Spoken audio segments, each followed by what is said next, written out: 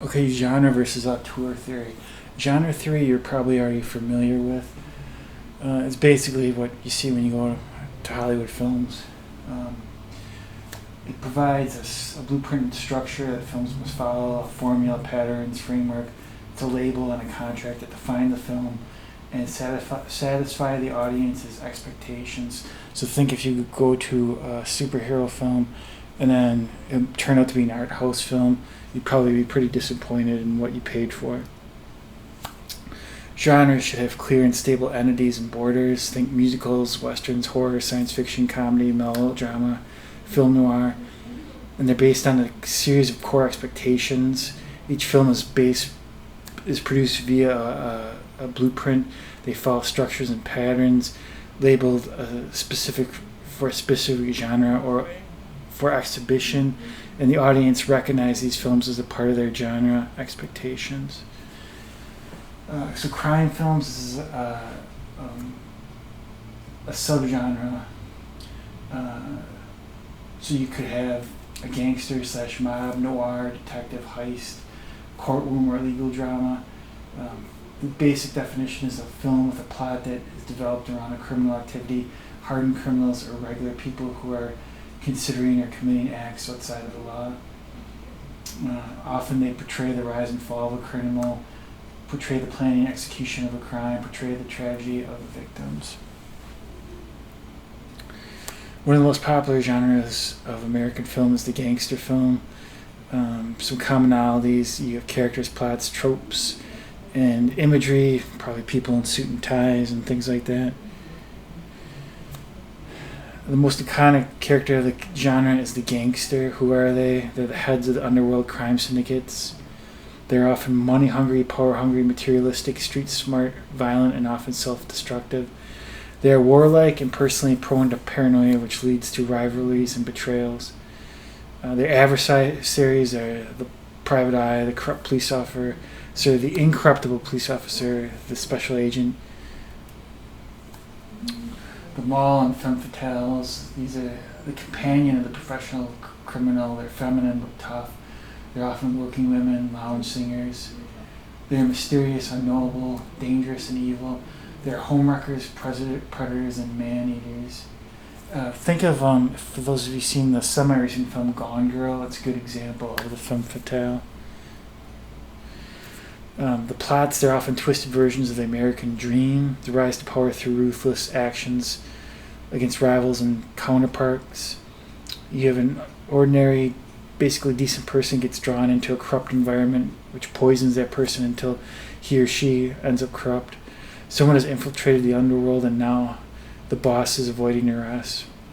A henchman has decided to do a double cross in order to make his American dream possible. So probably one of the most well-known is Scarface. We won't watch the whole clip of Scarface.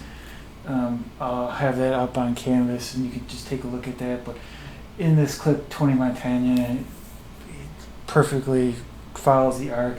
He comes over, starts working very low-paying jobs, realizes that in America, if you want to get ahead, you have to do bad things. Eventually, he gets into the drug business and he starts to do well. However, he's ordered to do a hit on another gangster. And when he goes to do that hit, he sees that the gangster has his kids with him. And so he can't do that. And because he doesn't carry out the hit, a hit is ordered on him. And it's the final scene and it's a big shootout at the end where he's got his rocket launcher. And he says, "Say hello to my little friend." So watch that clip on canvas. Settings, big cities, usually the underbelly of New York, Chicago, and Vegas. You have drive-by shootings and various acts of violence. Just to give you a real quick, this is from the movie Scream. This is a horror film from the 90s. It was remade a couple of times, but this perfectly shows you sort of what a genre film is.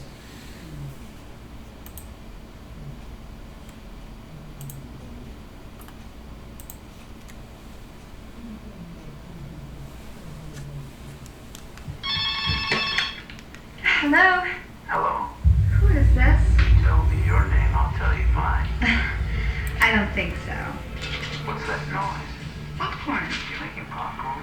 I'm getting ready to watch a video. Really? What? Oh, just some scary movie. Like scary movies? Uh-huh. You never told me your name. Why do you want to know my name? I want to know who I'm looking at. Someone is playing a deadly game. It all began with a scream over 911. Someone who's seen one too many scary movies.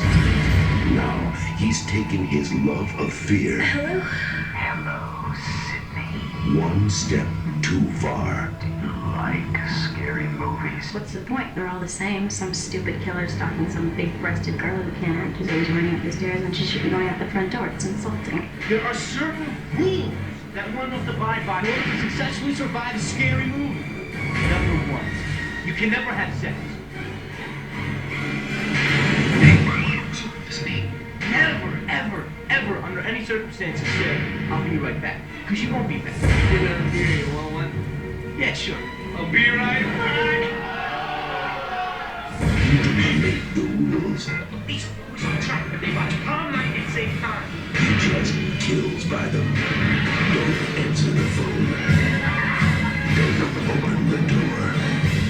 Don't try to hide.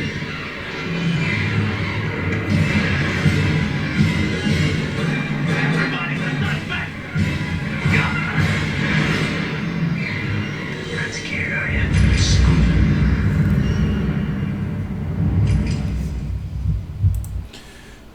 Okay. So we didn't have to talk much about genre theory because you grew up on genre theory with the films you saw at the theater. Auteur theory. The general arc of this class has been to view films through auteur theory. Again, auteur theory states that the director of a film is the primary creative force behind that particular film. An auteur director's fingerprints can be witnessed in thematic and stylistic overlaps among varying films that the auteur director has done throughout the course of a career. A general arc is discernible. Critics who subscribe to auteur theory believe that the best films are made by auteur filmmakers. An easy way to remember auteur theory is to think of the film director as the author of the film and the camera as the director's pen. So we talked about Terrence Malick a couple times. Some of his films, Badlands, Days of Heaven, The New World, these are often young, naive young women in love as representing idealism. The men that they are in love with ultimately bring that idealism crashing down into hardcore and often bitter realism. There have been many foreign filmmaker auteurs, probably more so than domestic filmmakers, as foreign filmmakers aren't so much under the boot of the Hollywood film industry. Indeed, most American films can be better analyzed under genre theory. It would be impossible to do justice with all the great foreign film auteurs in one lecture, so instead I'm just going to focus on one of the better known auteurs of the last 40 years, and that would be Werner Herzog. Born September 5th, 1942, Herzog grew up in a small Bavarian village. He claims by the age of 14 he knew that he wanted to make films by reading about them in an encyclopedia. Yet he was so poor of an upbringing that he hadn't even used a telephone until the age of 17. Herzog worked the night shift in a local steel factory as a welder for 3 years to finance his first film. In addition, he stole his first 35mm film camera from the Munich Film School, a camera which he would go on to shoot his first 7 films. Herzog is known for being extremely passionate, even obsessive about his films. Herzog states if he had to climb into hell and wrestle the devil himself for one of his films, he would do it. Herzog eats his shoe.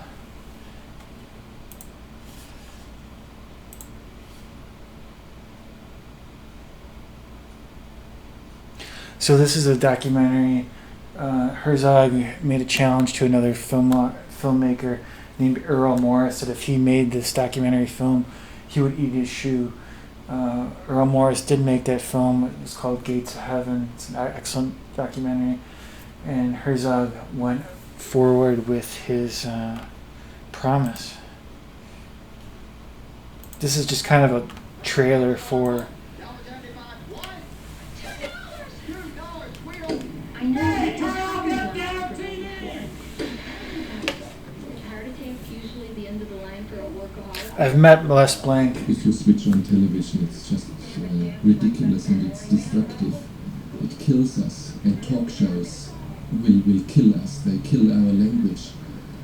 So we have to declare holy war against what we see every single day on television, commercials, and I think there should be real war against commercials, real war against talk shows, real war against Bonanza and Rawhide or all these things.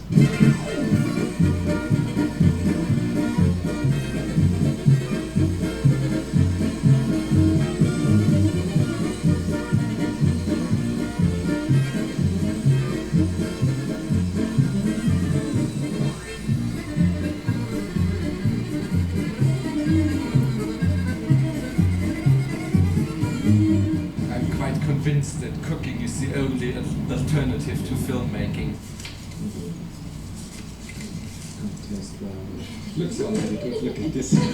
It should be like a pig's foot that gets. It's always a little. The leather should all soften up, and to serve it with something like the beans or a chili and lots of onion sprinkled on top. I didn't mean to eat this shoe in public. I intended to eat it in the restaurant, but I was pushed a little bit into it, and it makes sense to some extent because it should be an encouragement for all of you who want to make films and who are just scared to start and who haven't got the guts. So you can follow a good example.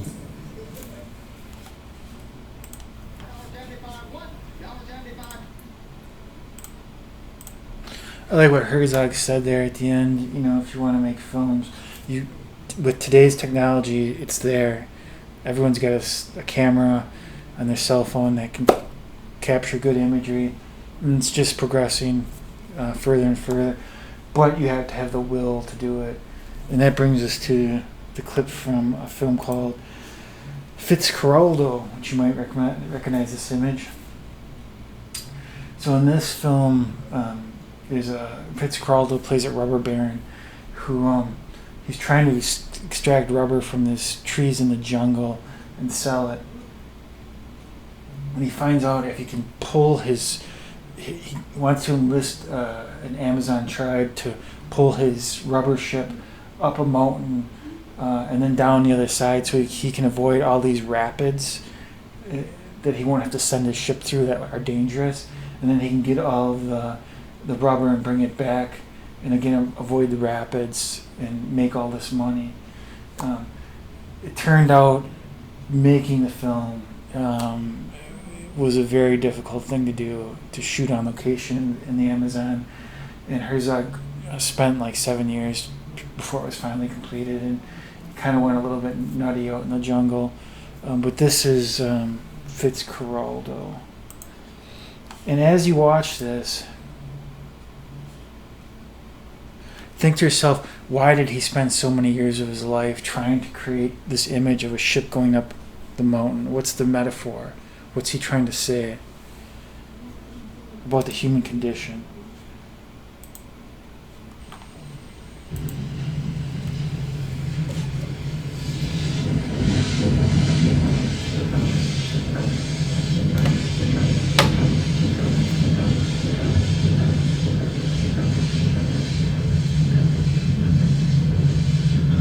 Two dead men. I can't believe it. This crazy thing Herr Keke has thought up. Amigos, the engine is running. Now that is what I call brain work. We have two dead men. We could start up the engine and drive the anchor winch off it. But the ship will be wound up the mountain under its own power. Now what do you say to that?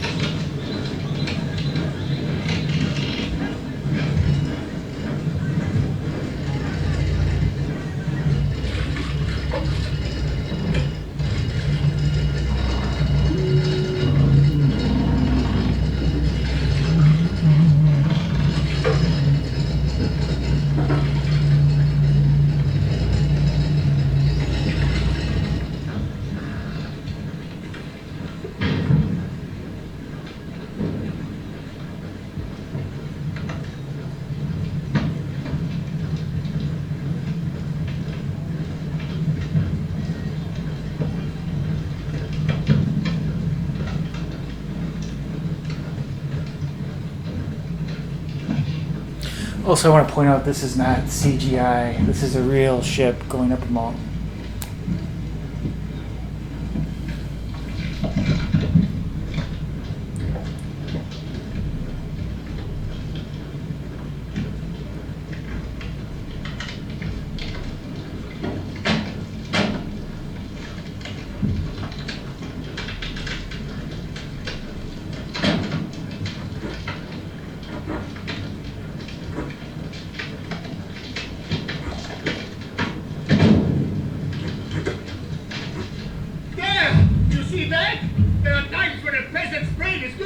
You're not a peasant! You are the smartest bastard on God's earth! But we forgot something! What? Caruso! Enrico Caruso!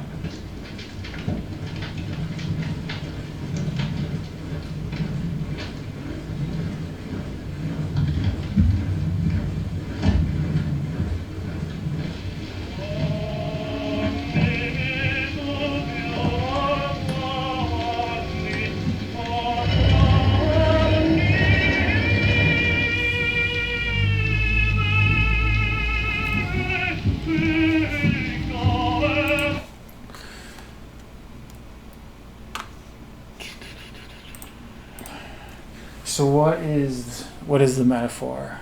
I can't see inside Herzog's mind, but for me, it's sort of this is the human condition, right? This is what human life is. It's sort of trying to live life. It's trying to kind of do the impossible. Especially if you're a filmmaker and you want to make films, it can often feel like you're trying to pull ships up mountains. This is Herzog. So there was a film called Burden of Dreams that documented the making of Fitzcarraldo, and it shows Herzog kind of losing his mind out in the jungle where just everything that could possibly go wrong went wrong.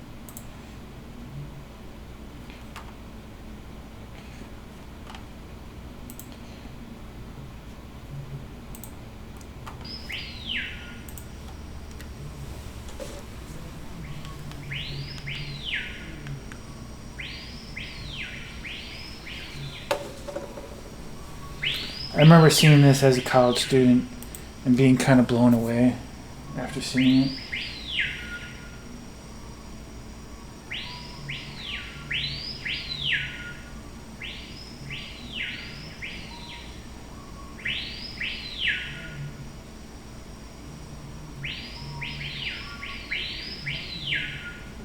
It's an unfinished country. It's still prehistorical. The only thing that is lacking is the dinosaurs here. It's like a curse weighing on an entire landscape. And whoever goes too deep into this has his share of that curse. So we are cursed with what we are doing here. It's a land that God, if he exists, has created in anger. It's the only land where creation is unfinished yet.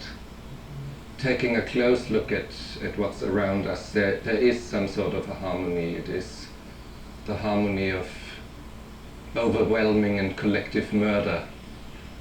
And we, in comparison to the articulate vileness and baseness and obscenity of all this jungle, we, in comparison to that enormous articulation, we only sound and look like badly pronounced and half-finished sentences out of a stupid suburban novel, a cheap novel. And we have to become humble in front of this overwhelming misery and overwhelming fornication, overwhelming growth, and overwhelming lack of order. Even the stars up here in the sky look like a mess. There is no harmony in the universe. We have to get acquainted to this idea that there is no real harmony as we have conceived it. But when I say this all full of admiration for the jungle. It is not that I hate it. I love it. I love it very much. But I love it against my better judgment.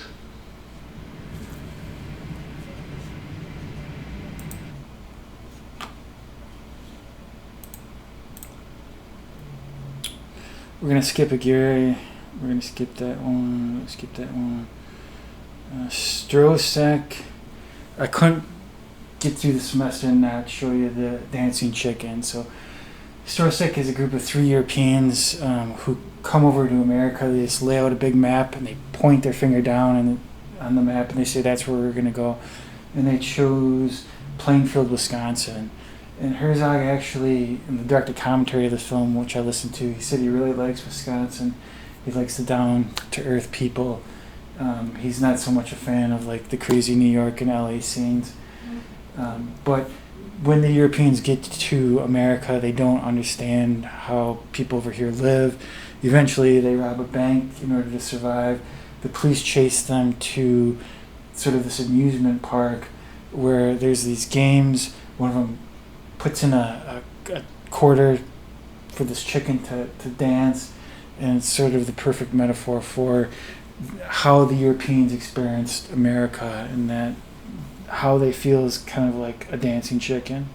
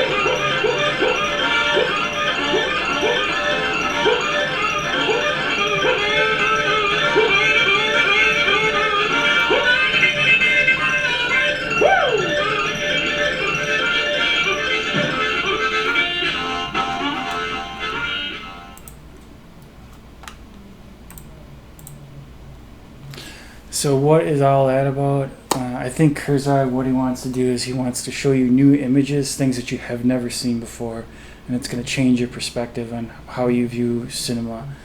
And that's kind of been the point of this class. Finally, Herzog's final words in Burden of Dreams on the importance of art and how it makes us different than cows.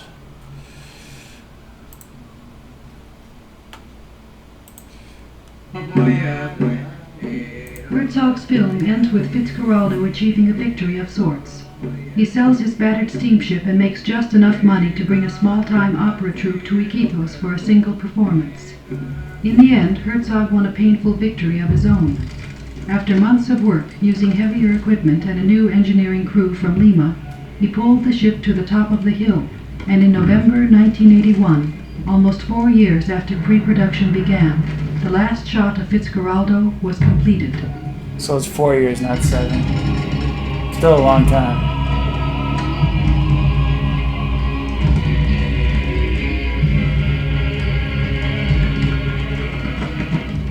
It's not only my dreams. My belief is that all these dreams are are yours as well. And the only distinction between me and you is that I can articulate them. And that is what poetry or painting or literature or filmmaking is all about. It's as simple as that. And I make films because I have not learned anything else. And now I can do it to a certain degree. And it is my duty, because this might be the inner chronicle of what we are. And we have to articulate ourselves, otherwise we would be cows in the field.